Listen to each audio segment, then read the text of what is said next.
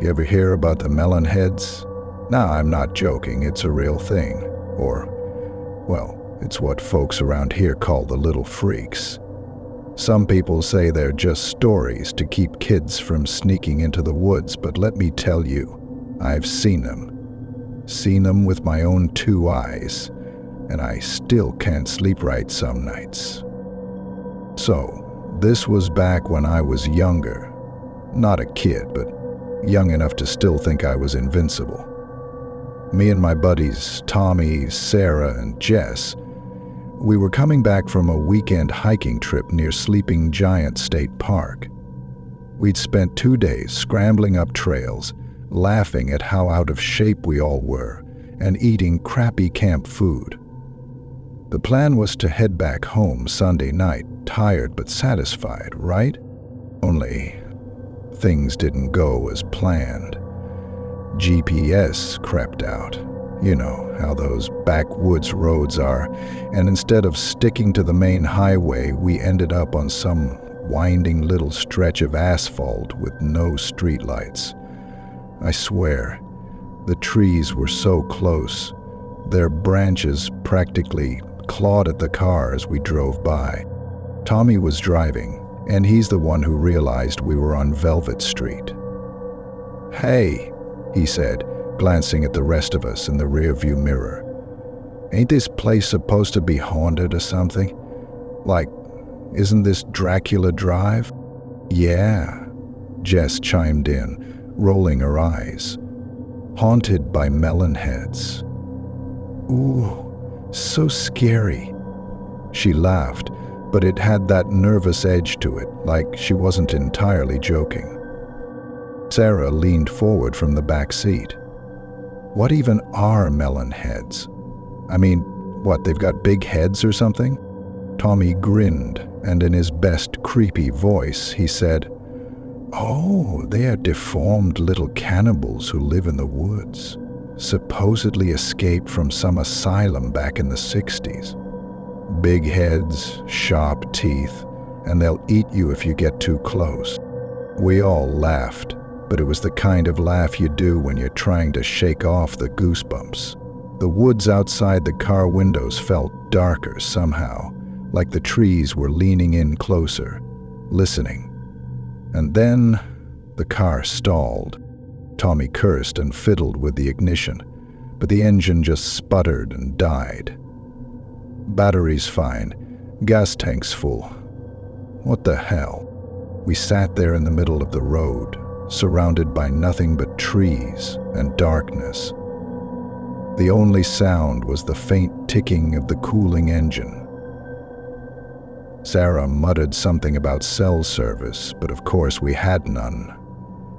Jess suggested we wait a bit and try starting the car again. That's when we heard it. A giggle, high-pitched, almost childlike, but wrong. It came from somewhere in the trees to our left. "What the hell was that?" Tommy whispered, his grip tightening on the steering wheel. "Probably a raccoon or something," Jess said, though her voice shook. Another giggle, this time from the right. Then a rustling sound, like dry leaves being dragged across the forest floor.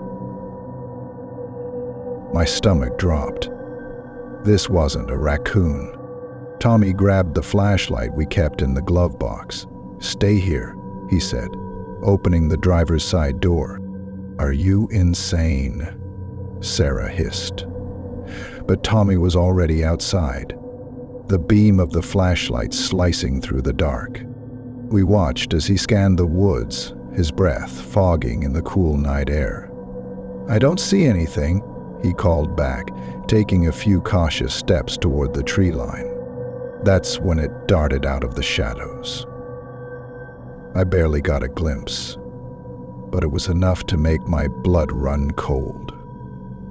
Pale, almost gray skin that looked too tight over a bony frame.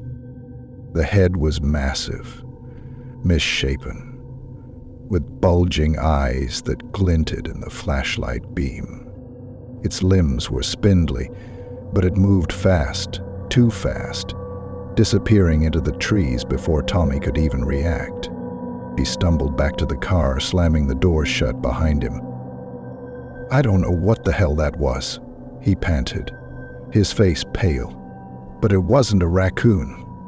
Before we could process what had just happened, the car rocked violently. Something had hit it, hard. Jess screamed and Tommy scrambled to restart the engine, but it was no use. The giggling grew louder, closer, and then we saw them. Not one, not two, but a whole group of them, emerging from the woods. They were small, no taller than a child, but twisted. Their oversized heads wobbled on thin necks, their mouths full of jagged, yellow teeth. Clothes hung off their bodies in tattered rags, and their skin, God, their skin looked like it hadn't seen sunlight in decades. They smelled, too, like damp earth and something sour, like rotting fruit. They circled the car, tapping on the windows with long, bony fingers. One of them dragged a claw-like nail across the glass, making a sound that set my teeth on edge. Another climbed onto the hood, staring down at us with those horrible, bulging eyes. It opened its mouth, and I swear it smiled at me. "Run!" Tommy shouted, throwing open his door. The rest of us followed, bolting into the woods. We ran blindly, crashing through the underbrush, branches snagging at our clothes and scratching our skin. The Melon Heads gave chase, their giggles turning into shrill, inhuman shrieks. I could hear their feet pounding behind us. Too fast, too close. Somehow we made it to an old rundown cabin. We burst inside, slamming the doors shut and barricading it with whatever we could find. The place reeked of mildew and decay, and the walls were covered in crude drawings. Stick figures with oversized heads, drawn in what looked like charcoal. Or maybe something worse. Jess was crying, Sarah was hyperventilating, and Tommy was trying to catch his breath. "They're out there," he said, his voice barely above a whisper. The giggling started again, right outside the cabin. Then came the scratching, nails dragging across the wooden walls. I thought my heart was going to explode. The last thing I remember is running. I don't even know how we got out of there. One second we were trapped, and the next, I was stumbling onto a road, waving down a passing car. They took me to the nearest gas station, where I called the cops. But by the time they got to the cabin, it was empty.